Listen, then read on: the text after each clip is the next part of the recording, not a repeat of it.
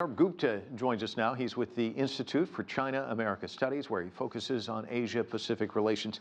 Let's talk a little bit. Wang talked a lot about the speech, but let's talk about tone, because I was struck by, as I was listening, this is a man who's talking about a country that's brimming with confidence. He even said so. One passage he said, basically, we look back with pride, looking forward, full of confidence moving forward. Some of the other things he said, they're kind of funny in a sense. He said, China won't lecture others. It's against bullying. The law of the jungle is obsolete. It's not mentioning Donald Trump, but you don't have to parse words to kind of get at what he's saying. What was your takeaway? I thought the tone was strong, and considering he is such a seasoned diplomat, I think he was trying to highlight the deterioration in relations at the P5 level among the main players in the international system. And it was effectively him saying, we are getting close to the precipice. I mean, we need to draw back and we need to become more alert, otherwise good things will not happen going forward. Yeah, very much against unilateralism and talking about, the global possibility of a global recession. Let's talk about trade, because everybody's talking about it. He made some overtures in the last couple of days. China's doing some things, the U.S. is doing some things, some goodwill gestures, all of this kind of setting the table for these meetings going to happen in a couple of weeks. What's your sense? I mean, are we any closer? We are not closer at all to a grand deal. That is just off the table, and it is not going to happen. But what can be realized is a modest size agreement. We were talking in this deal, the main US demands were market access, forced technology transfer and IP issues, and industrial subsidies related disciplines. Some of the market access issues can easily be tackled and will be tackled.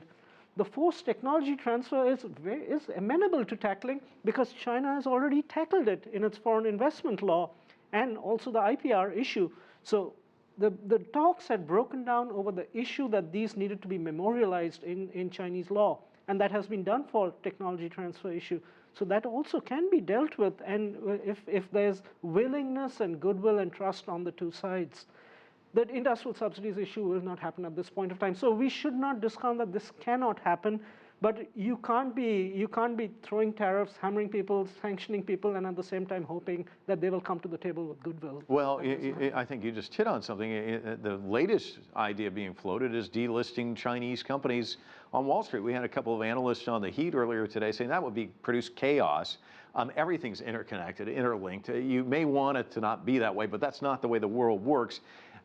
That's not a goodwill gesture in a sense. What does that do in terms of mucking up the works? It's just a terrible gesture. It's just terrible, frankly, not just as a gesture, but as an act of policy also. But if one followed how China does diplomacy over the last 30, 50 years, one of the cardinal points that comes across is approach China with goodwill. You can have demanding negotiating positions, but approach it with goodwill, and you will see that good things can work out if interests are aligned. And interests are aligned, frankly, at this point of time. But if you're going to come with a stick to the table, goodbye. It's just not going to happen. And we've seen that for the past year and a half with these tariffs being thrown at oddball occasions, and it's just broken down the trust. In Donald Trump, a rather unpredictable figure, and he's also, we've seen in the past where something's going on over here, he'll direct your attention over here. Is there a sense that perhaps the Trump administration may want some kind of deal, even a modest deal, to kind of take the attention away from what we're looking at now with the impeachment inquiry? That's a good point, and frankly, that is one of the reasons I think the Chinese are still in the negotiation and to some extent testing out what happens next.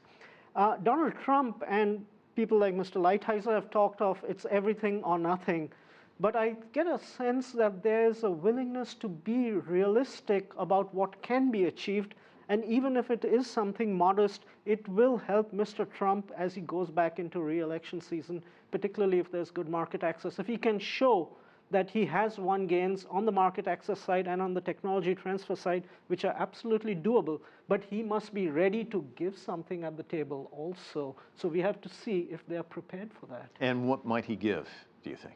I think there's definitely work needs to be done in terms on the export controls which have been imposed on Huawei. That's very, very important.